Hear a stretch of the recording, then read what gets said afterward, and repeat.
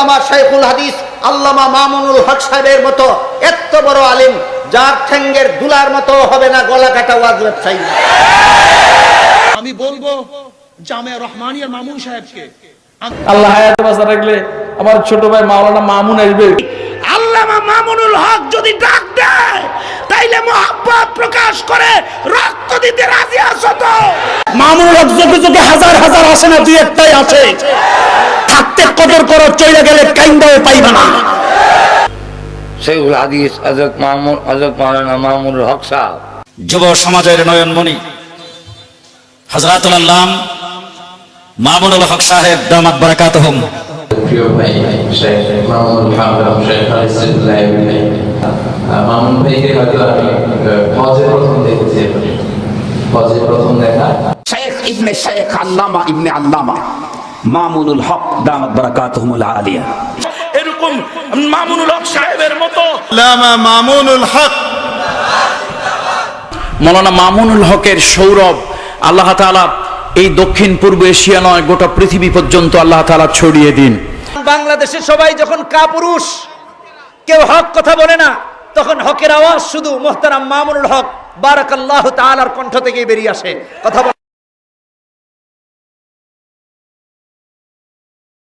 আল্লামা মামুনুল হক দাওয়াত বারাকাতুহুম হুজুরকে আল্লাহ পাক নেক হায়াত দান করেন। আল্লাহ পাক জমানার ওমর হিসেবে আল্লাহ কবুল করুন।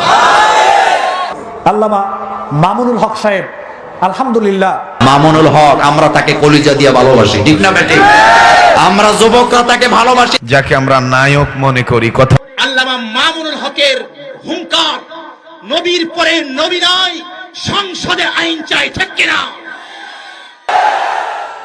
ইসলামের পতাকা এবং ঝান্ডাকে উঁচু করার জন্য ভবিষ্যৎ নেতৃত্ব দিবেন তিনি। কথা বলেন ঠিক কিনা ঠিক?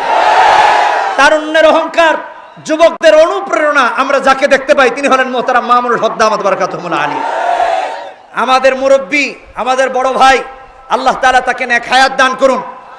তিনি যেন ভবিষ্যতেও এরকম মুফতি ফজলুল হক আমিনী রহমতুল্লাহি আলাইহি, শামসুল হক ফরিদপুরি রহমতুল্লাহি আলাইহি, শাইখুল হাদিস আল্লামা আজিজুল হক রহমতুল্লাহি আলাইহির মতো বাতিলের বিরুদ্ধে দাঁড়াতে পারেন, আল্লাহ তাকে সেই নেক হায়াত দান করুন। তার কণ্ঠকে আল্লাহ বুলন্দ করুন। জোরে বলেন আমিন। শাইখুল হাদিস ইবনে শাইখুল হাদিস হযরতুল আল্লামা মামুনুল হক সাহেব দামাত বারাকাতুহুল আলিয়া। শাইখুল হাদিস ইন্তেকাল করেছে, কিন্তু শাইখুল হাদিসের প্রতিচ্ছবি পৃথিবীতে এখনো আছে, আল্লামা মামুনুল হক। মাথার মুকুট আল্লামা মামুনুল হক, আমাদের মাথার মুকুট আল্লামা খালেদ সাইফুল্লাহ আইয়ুবী। এই দেশ আল্লামা মামুনুল হক সাহেবের দেশ। এই দেশে কেউ যদি চিন্তা করে চক্রান্ত করে ইসলামকে নষ্ট করে দিবে, ওর স্বপ্ন ঘুমের ভিতরেই থাকবে, জিন্দেগিটাও পূরণ হবে না, পূরণ হবে না। শাইখুল হাদিস আল্লামা আজিজুল হক সাহেবের বেটা, বাপ কা বেটা সিপাही का घोड़ा कुछ ना हो तो थुरा थुरा। আমি কই কুছ না হতো থুরা থুরা না, বড়া বড়া। তোমার কথা কয় না।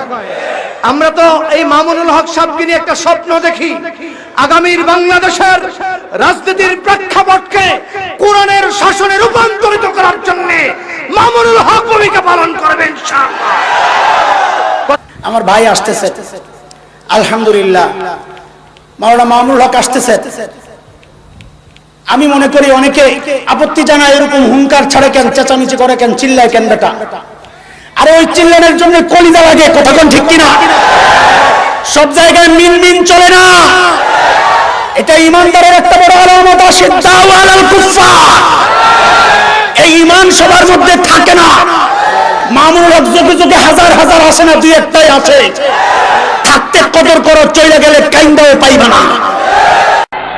রক্ত যখন দিয়েছি, রক্ত আরো দেব, জীবন দেব।